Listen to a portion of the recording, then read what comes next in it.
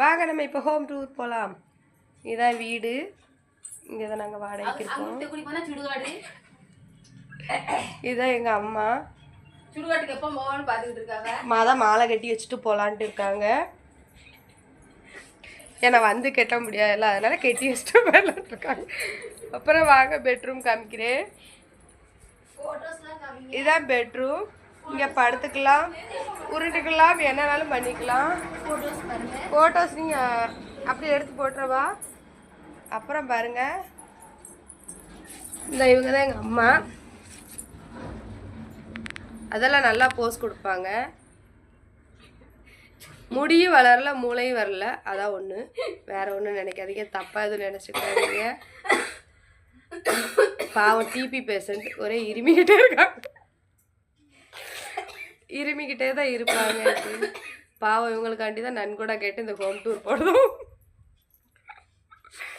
அதனால் நீங்கள் ஏதாச்சும் உங்களால் முடிஞ்ச அளவு உதவுங்க. வீடியோ எடுக்கணும்னு தெரிஞ்சு ரொம்பவே இரும்புகிறாங்க. இவங்களுக்கு இப்படித்தான் அடிக்கடி வரும். சிரிக்கிறோன்னு தப்பாக நினச்சிக்கிடாதீங்க.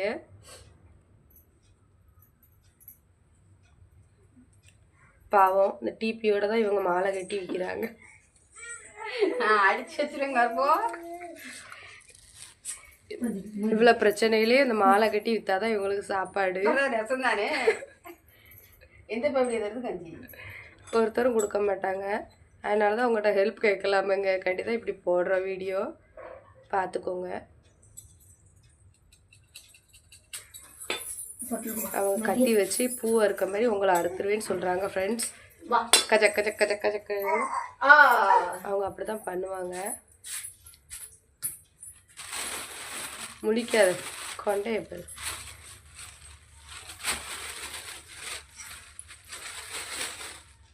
இவங்கள யாராச்சும் எங்கேயாச்சும் தேடினீங்கன்னா என்கிட்ட கேளுங்க, பிடிச்சி கொண்டாந்து விட்டுருது.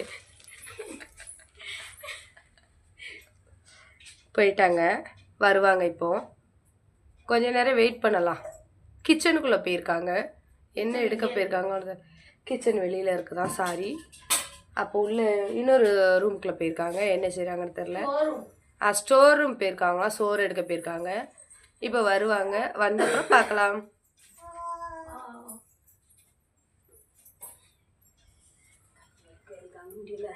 அவங்களுக்கு கை வலிக்குதான் பாவம். உனக்கு சந்தோஷமாக இருக்கு எச்சிக்கல போய் உள்ளன்னு திட்டுதாங்க. உங்களுக்கு நல்லாவே கேட்கும்னு நினைக்கிறேன்.